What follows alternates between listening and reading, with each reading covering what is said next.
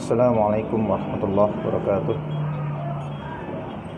Innal hamdalillah nahmaduhu wa nasta'inuhu wa nastaghfiruh wa na'udzu billahi min shururi anfusina wa min sayyiati a'malina. May yahdihillahu fala mudilla lahu wa may yudlilhu fala hadiya lahu. Asyhadu an la ilaha illallah wahdahu la syarika lahu wa asyhadu anna Muhammadan abduhu wa rasuluh. Allahumma shalli ala Muhammad wa ala ali Muhammad kama shallaita ala Ibrahim wa ala ali Ibrahim wa barik ala Muhammad wa ala ali Muhammad kama barakta ala Ibrahim wa ala ali Ibrahim fil alamin innaka Hamidum Majid. Qala Allah ta'ala fil Qur'anil Karim, a'udzu billahi minasyaitonir rajim. Ya ayyuhalladzina amanu taqullaha haqqa tuqatih wa la tamutunna illa wa antum muslimun.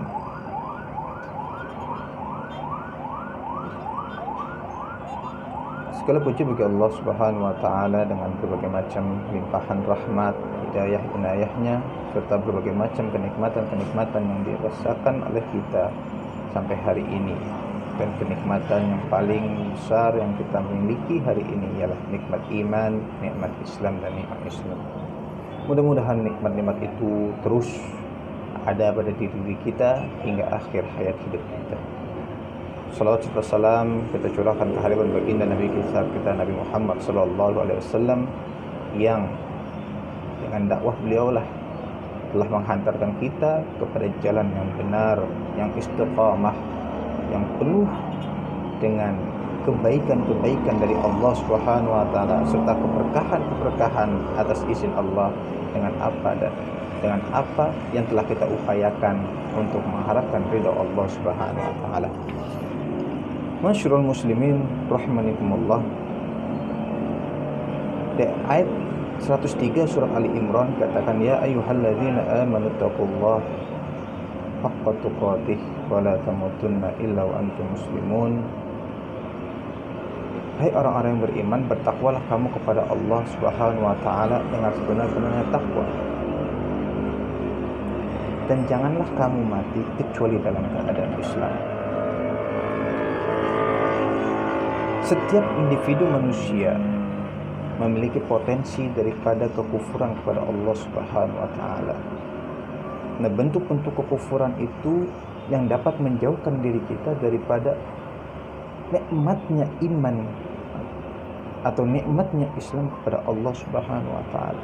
Akan tetapi banyak sekali di antara kita melupakan siapa sesungguhnya kita ini. Pada dalam surat Al-Baqarah Allah Subhanahu wa taala berfirman, ya ayyuhan nasu ubudu rabbakumul ladzi khalaqakum walladzina min qablikum la'allakum tattaqun. Hai manusia, sembahlah Tuhanmu yang telah menciptakanmu dan orang-orang sebelummu agar kamu bertakwa. Wa ma khalaqtul jinna wal insa illa liya'budun. Di ayat lain dikatakan demikian, dan tidaklah aku ciptakan jin dan manusia kecuali untuk menyembahku. Hakikat Allah Subhanahu wa taala menciptakan manusia di muka bumi ini ialah untuk menyembah Allah Subhanahu wa taala. Kenapa Allah harus disembah oleh kita? Karena sudah sepatutnya dan seharusnya itu kita lakukan. Kenapa? Karena kita diciptakan oleh Allah Subhanahu wa taala yang la ilaha illallah, yang tidak ada ilah kecuali Allah. Itu harus diyakini dan ditanamkan dalam hati kita. Maka tatkala kita sudah menyadari bahwasanya tidak ada ilah kecuali Allah, maka sudah tidak boleh kita percaya apapun. Ketika orang kafir menyembah Tuhan mereka, kita tidak boleh mempercayai itu sebagai Tuhan mereka. Kenapa? Kalau kita mempercayai, itu adalah bagian daripada perbuatan syirik kita kepada Allah Subhanahu wa taala. Kenapa? Karena kita sudah tahu la ilaha illallah, tidak ada ilah kecuali Allah. Maka yang patut disembah adalah Allah, yang patut diibadahi adalah Allah. Namun mereka adalah berbuat salah, dan kita tidak boleh mengakui Tuhan-Tuhan mereka.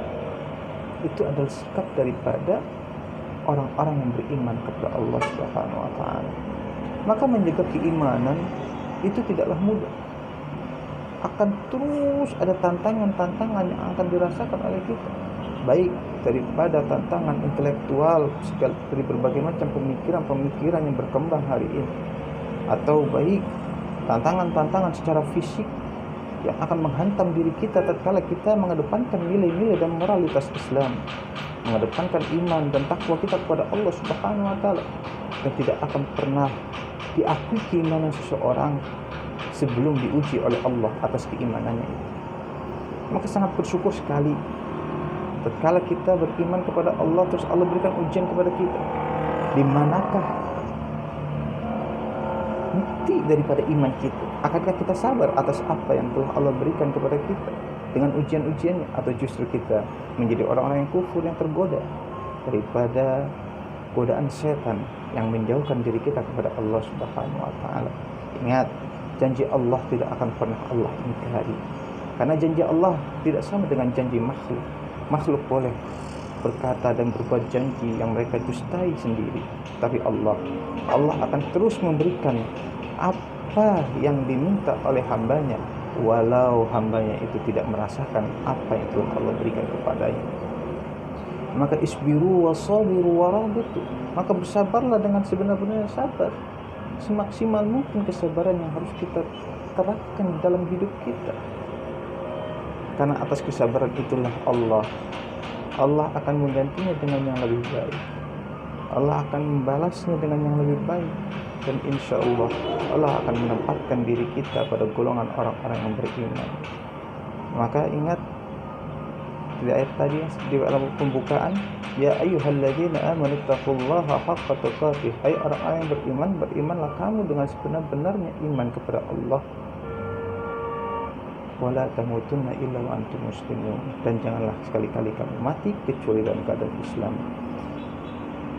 Dengan sebenar-benarnya iman adalah menunjukkan bahwa diri kita memprioritaskan nilai keimanan kita kepada Allah Subhanahu wa taala, tanpa mempertimbangkan lagi dampak-dampak apa yang akan kita terima daripada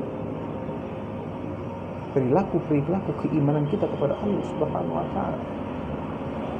Maka Allah akan meninggikan derajat kita di antara orang-orang lain dengan dasar iman yang kita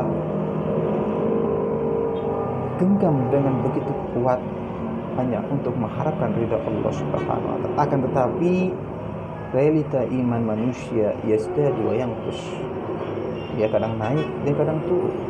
Maka dengan dasar itu Allah masih mencintai atau menyayangi hamba-hambanya. Maka dikatakan wala tamutunna illa wa antum muslimun. Selemah-lemahnya imanmu yang kamu miliki, satu saja yang dapat menyelamatkan, jangan tanggalkan Islam dari dirimu. Perbuatan maksiat apapun, perbuatan jahat apapun, perbuatan bagaimanapun, jangan tinggalkan Islam, karena Islam itulah yang akan menyelamatkanmu kelak di akhirat. Karena penilaian-penilaian dalam beribadah, dalam perjuangan membela agama Allah, itu semua Allah yang menilai. Maka tugas kita, i'malu fasayarallahu a'malakum. Kerjakanlah yang dapat kita kerjakan semampu mungkin, semampu kita, dengan maksimalkan daya dan upaya yang kita miliki untuk tegaknya izul Islam wal muslimin. Semoga ini bermanfaat. Kurang lebihnya saya mohon maaf. Assalamualaikum warahmatullahi wabarakatuh.